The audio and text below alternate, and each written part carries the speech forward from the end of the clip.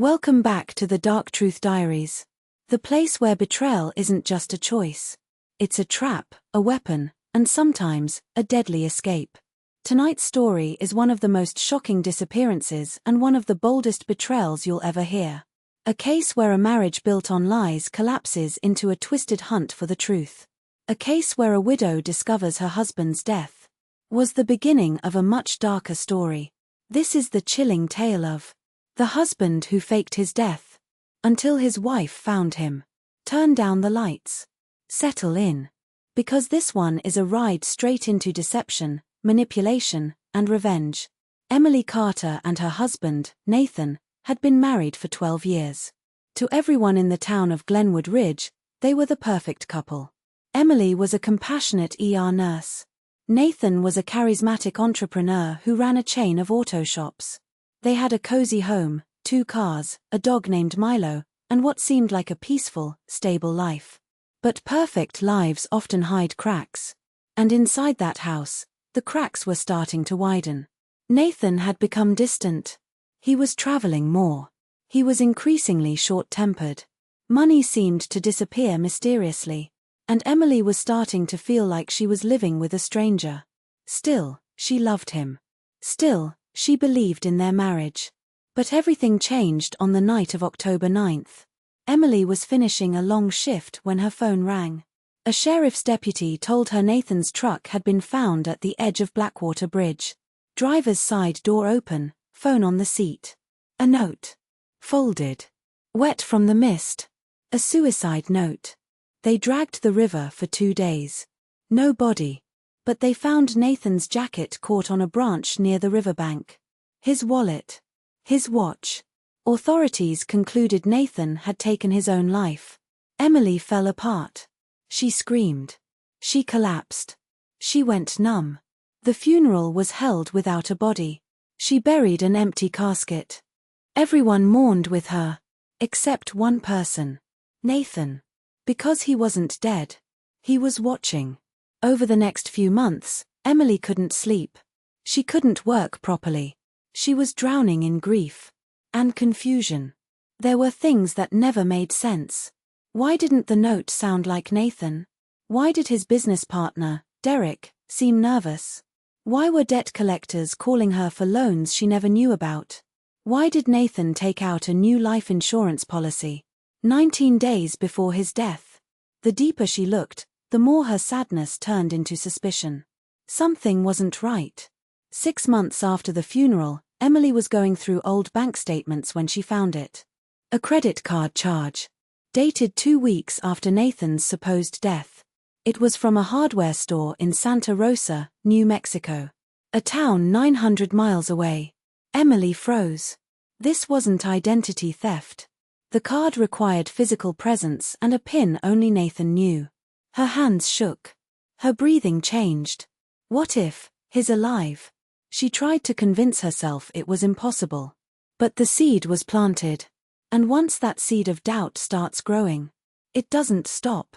With no help from police who considered the case closed, Emily did what any determined, betrayed spouse would do.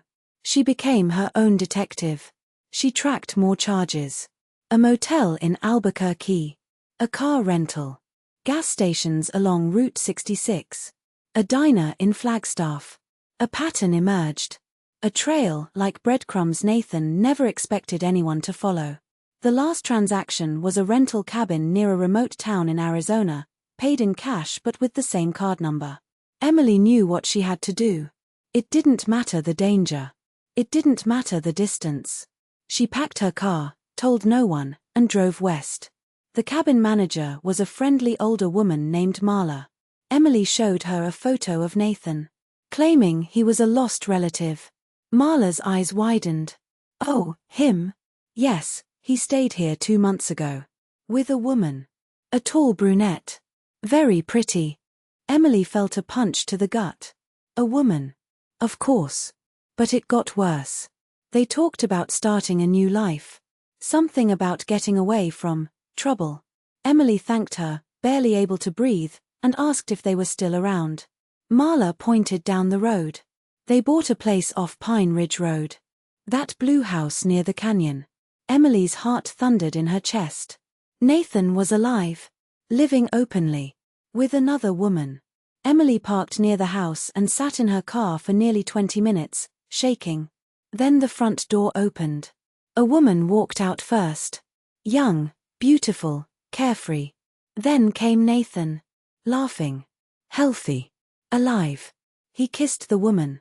Put his arm around her. And Emily watched her entire marriage collapse in real time. She stepped out of her car. Nathan. He froze. The woman looked confused. Nathan's face drained of color, like he'd seen a ghost. Emily. You're supposed to be dead, she snapped. Funny.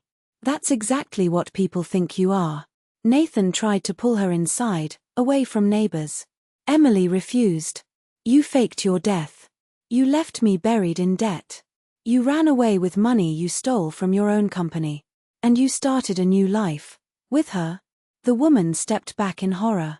You told me your wife died. Emily laughed, a broken, angry sound. They told me the same about you. Nathan tried to deny everything, but Emily already had the evidence. Charges, paperwork, emails he forgot to delete from their shared account. His new girlfriend slapped him and stormed off. Emily looked him dead in the eyes. You didn't just abandon your life.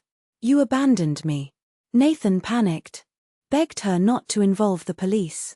But Emily had already called them. Red and blue lights filled the driveway within minutes. In interrogation, everything spilled out. Nathan was drowning in debt. Owed dangerous people money. His business was failing. He was facing fraud charges. He wanted out. He convinced himself faking his death was easier than facing consequences. And Emily. She was collateral damage. She'd survive, he told investigators. She's strong. He staged the suicide, planted fake evidence, and walked into a new life with a woman he'd been seeing for over a year. But he didn't expect one thing. Emily wouldn't let go. Nathan was charged with fraud, insurance deception, identity manipulation, abandonment, embezzlement, and conspiracy charges linked to his business partner. He faced 25 years in prison. Emily stood in court, no longer broken, no longer grieving, and read a statement. You took my husband from me long before you tried to take your own life. But I found the truth. And in the end, that truth saved me. Nathan avoided her gaze. He was sentenced. Emily walked out a free woman, emotionally scarred, but stronger than ever. You've just heard the stunning story of a wife who refused to accept a lie, and uncovered a betrayal deeper than death itself. What would you have done in Emily's place? Do you believe Nathan's acts were desperation? Or pure manipulation? Let me know in the comments. If you enjoyed this dark and gripping tale, remember to like this video, subscribe to the Dark Truth Diaries, and hit that bell so you never miss a new story. Until next time, stay safe, stay sharp, and remember, some lies are deadly, but the truth always finds a way.